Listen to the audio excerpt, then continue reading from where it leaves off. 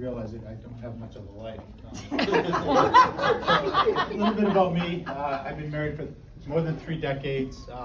I say that because I really don't know how many years it's been, but it's been a whole shitload, more than, like 3 decades.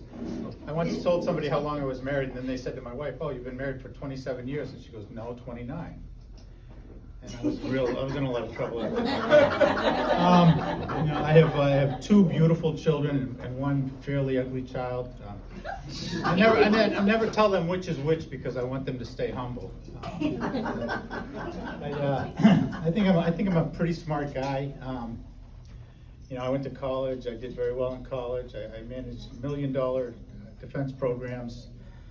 I write spreadsheets that have pivot tables and VLOOKUPs and stuff like that, but apparently I don't possess enough intelligence to load a dishwasher. I know that because my wife reminds me every time that I load the dishwasher that I haven't done it correctly. So I'll be sitting there, I'll be loading the dishwasher, all of a sudden I'll hear. And I look up and I look behind me and I just lower my head and I slink away. My wife walks up to the dishwasher. She's like Tom Cruise in Cocktail. She's throwing glasses over the top and they're landing perfectly. She's got the rinse agent and it's down and it's going in and I just slink away. So I try to find a menial task to do. Something that doesn't take a lot of intelligence, something that I can't be criticized for. Typically that involves walking the dogs. Anybody have dogs here? What color is your pit bull? I went kind of the opposite of pit bulls. I went poodles. I have really manly poodles. That's kind of an oxymoron, but they're good dogs. So I took them for a walk the other day, and I ran across this woman, and she goes, "Oh, what are those?" And I said, "They're dogs." She goes, "No. What kind of dogs?" And I said, "Well, they're poodles." And then she said, "Well, straight poodles?" I said, "Straight, gay, we love them just the same. Everybody's the same underneath the fur." And she goes, No. She said,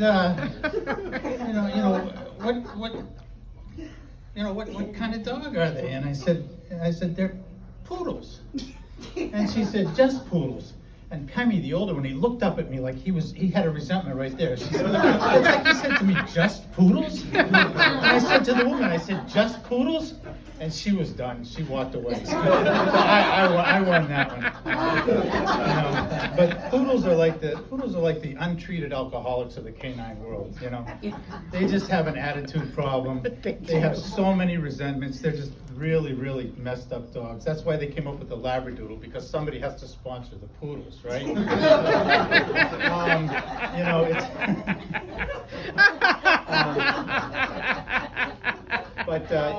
I remember, my first meeting. I went down and I sat down and the speaker was speaking, and and then it comes time and the guy next to me raises his hand to share and he goes, "Man, I could, everything was just, it was my, it got inside of my head." And this went on for like 5 or 6 minutes, And the guy next to me, he raises his hand, he goes, "Yeah, I don't want to crosstalk or anything, but, just," and I'm thinking to myself, these people are fucking nuts, right? So 6 months later, I'm at the same meeting, the same guy sitting on this side, the same guy sitting on this side, this guy says the same thing, this guy says the same thing. I raise my hand, I go, "I feel you, man." But the meetings around here in the North Shore of Massachusetts, they can be pretty tough. People, you go to Lynn, people are throwing chairs, fights. I go to a lot of meetings in New Hampshire. Typically, you sit down in New Hampshire, there's an 80-year-old grandmother sitting next to you, and she's knitting, right?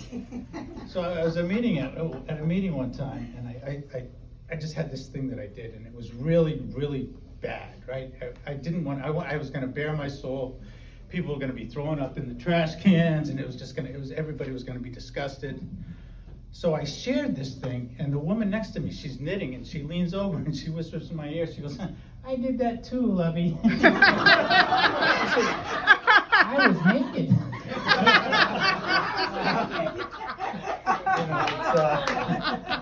So, like I say, I'm from up in the seacoast of New Hampshire. And, we live in Seabrook, and we have a lovely view of the nuclear power plant from my kitchen window. And I don't know if you remember, a couple of months ago, there was a false alarm, and there was, there was a truck driving around, and they were saying, evacuate the area. So my son calls me on the phone. This is a true story. My son calls me on the phone and he says, Dad, what do I do? They're driving around in a truck telling people to evacuate. I said, well, you evacuate, Matthew. He's not the ugly one, but he's not the smart one either. So he says, where do I go? I said, just get in the car and go west, right? Get off the beach.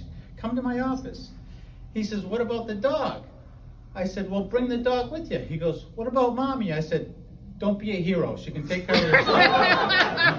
Besides, they're going to need somebody to load the dishwasher.